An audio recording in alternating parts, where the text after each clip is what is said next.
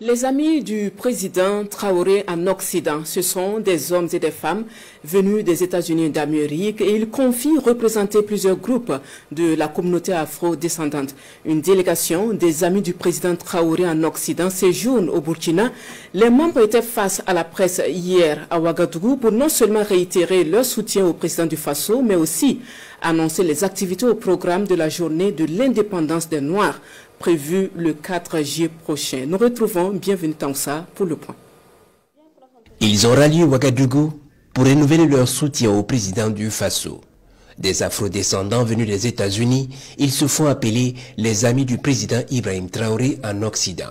Et sur place, c'est son combat pour la libération de son peuple et sa vision du développement endogène qui sont magnifiés.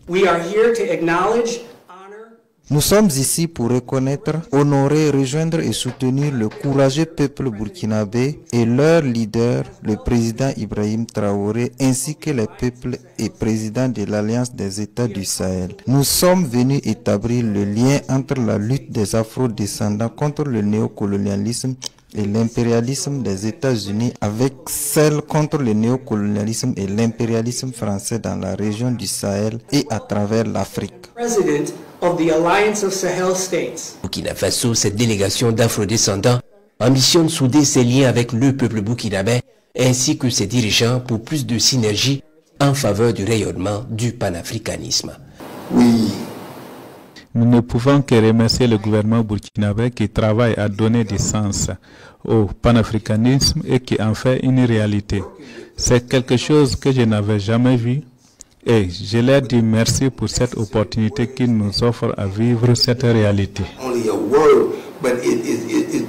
À l'occasion, une invitation est adressée au chef de l'État. Les amis du président du Faso en Occident souhaitent sa participation au Black Summer ou l'été noir, événement prévu le 4 juillet prochain aux États-Unis et qui célèbre la souveraineté du peuple noir.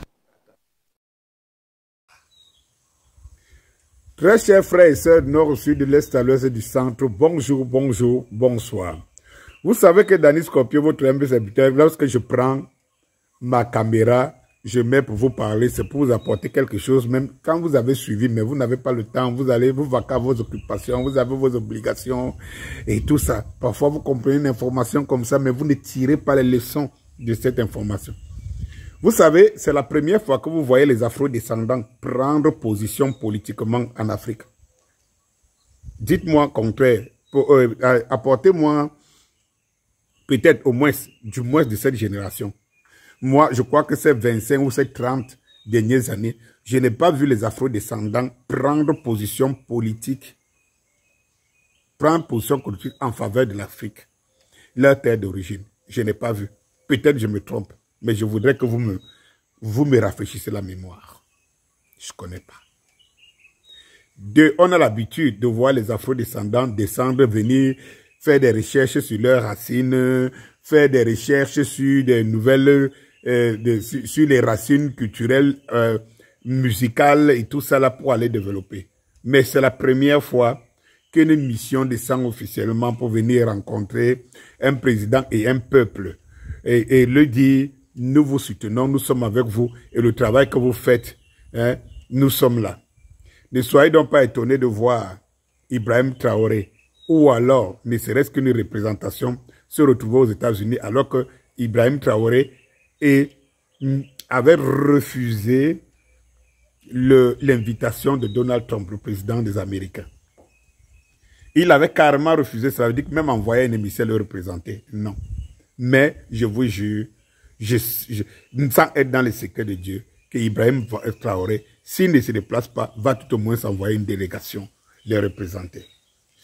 La première grille de lecture qu'il faut faire dans ça, c'est celle que je vous disais, voir que c'est la première fois que les afro-descendants. La deuxième grille de lecture, cela montre à suffisance que nous, les Africains, nous avons tendance à faire du procès aux afro-descendants en disant « Oh, ils ne s'intéressent pas à l'Afrique, ils ne s'impliquent pas aux choses africaines. » Vous voyez que, en fait, à travers ce geste, à travers cet élément, cela prouve que les afro-descendants n'ont pas d'interlocuteur en Afrique.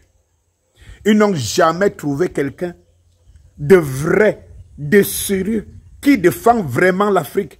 Bon, bref, à leur niveau. Ils n'ont jamais vu quelqu'un qui s'impose qui se positionne d'une manière radicale, ils n'ont jamais vu. Cela veut dire que le peuple burkinabé qui est salué est un peuple d'excellence qui est en train de prendre sa tangente pour le bien-être de l'Afrique. Les Burkinabés ne sont-ils pas ceux qui sont toujours battus, qui se sont toujours sacrifiés pour le panafricanisme? Eh bien, lorsque vous faites de bonnes œuvres, elles ne sont jamais perdues. Un jour, il y aura reconnaissance. Les Burkinabés méritent leur reconnaissance, de savoir que c'est eux les porteurs d'Afrique. C'est eux les porteurs de culture d'Afrique. Pendant que dans les pays comme le Cameroun et tout ça, les gens se battent encore pour leur communauté et tout ça là, leur pseudo, je veux dire communauté et tout ça, les Burkinabés se sont toujours battus et ont eu au moins 2 de leurs sacrifiés, de leurs leaders sacrifiés. À l'occurrence, quand je parle, bien sûr, Thomas Sankara, au-dessus de la poigne, sacrifié pour les peuples d'Afrique, pour l'Afrique. Personne ne peut le nier. Oui, les afro-descendants vont donc se démarquer. Donc, ils cherchaient toujours un parallèle pour se démarquer, pour se positionner. Et je vais vous dire, ma foi, les amis pour Ibrahim Traoré, ça veut déjà dire quelque chose. Oui, l'homme Ibrahim Traoré a traversé les frontières. Si quelqu'un en doutait encore, voilà une preuve. Il traverse les frontières. Il est le Che Guevara. Le Che Guevara. Il a traversé les frontières africaines. Il est le Che Guevara de cette génération. Oui, et qui entrera dans l'histoire partout. Ne soyez pas étonnés que dans les années qui suivent, qu'on commence à enseigner Ibrahim Traoré dans les écoles en Haïti, au Panama, partout dans le monde. Puisque de toutes les façons, l'Afrique va se lever, l'Afrique est en train de se réveiller, l'Afrique ne rentre plus avec ces nouveaux collaborateurs comme la Russie, les pays du BRICS et tout. Mais cette histoire n'est écrite que parce qu'il y a eu les Ibrahim Traoré.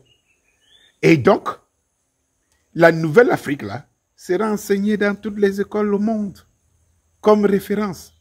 Vive Ibrahim Traoré. Merci. Merci Ibrahim. Merci. J'ai plein d'émotions quand je parle d'Ibrahim Traoré. Plein d'émotions.